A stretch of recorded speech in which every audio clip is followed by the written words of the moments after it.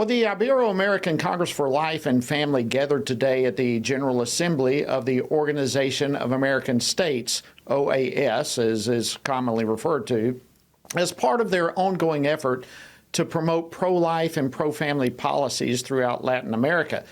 Well, as we know from a recent FRC report, the Biden administration continues to export its pro-abortion and pro-LGBT ideology worldwide. And there are many other cultures that are standing up against this. Well, joining me now to discuss this is Harim Nabi. He's the CFO of the Ibero-American Congress for Life and Family. Harim, welcome to Washington Watch. Good to have you. Thanks for having me, Jody. All right. Well, tell us about your organization to begin with, as well as the events that took place today. Well, let me tell you, it's a very large movement all across Latin America and also the Caribbean. And it all started back in 2017. And this movement has been growing. We try to focus on family life and also liberty nowadays, because we've been receiving a lot of attacks from many different sides. So we're doing a lot of job in Latin America right now. Well, how do you describe the events that took place today? Are you pleased with the momentum that seems to be behind what you're doing?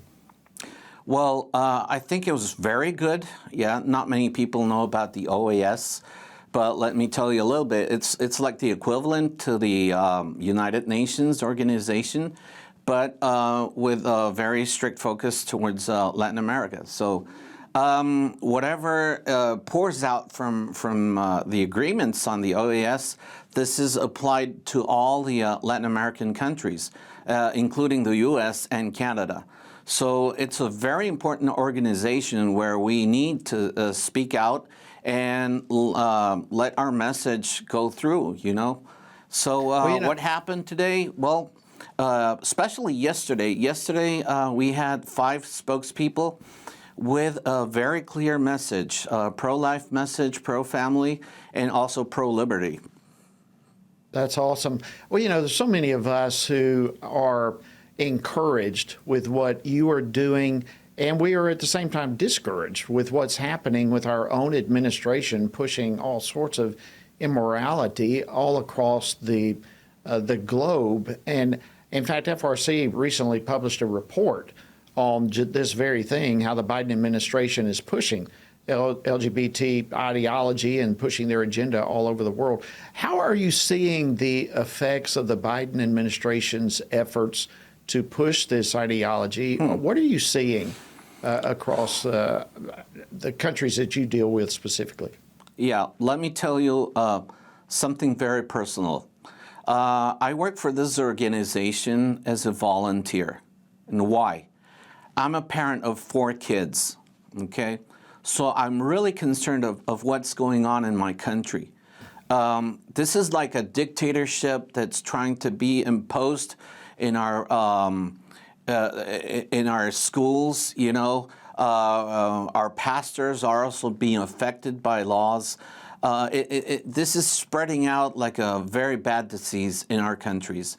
So I don't want to stand quiet, you know, before all this that it's happening. So I want to raise my voice. That's why I decided to take this challenge and speak out for, especially, and my main inspiration are my kids, you know. So we are really suffering a lot of effects of what's going on in the U.S., you know. Some people say that when you guys have like a very simple flu, we have like a very severe, you know, effects. So we really do have a lot of problems in our Congress with our Supreme Court also, because they're just doing a lot of creating a lot of laws, you know, that are affecting us negatively. Well, when you say it's like a dictatorship, probably some viewers or listeners are saying that's a strong word, but listen, it's really not. It fits in the regard that there are so many countries that are dependent upon U.S. foreign aid, and yet they are held captive by this administration to receive that foreign aid unless they accept and embrace abortion policies or LGBT policies and this type of thing. Isn't that really where the rubber hits the road with so many of these countries? They're kind of forced into it. That's true. That's true. Unfortunately, our countries really end up in a closed road when it comes to money, when it comes to finances. So yes, you're right about that. Totally right. And we become like hostages, no, of this situation where your country is conditioned. You know, you have to create these laws, otherwise you're not getting my financial aid. That's true.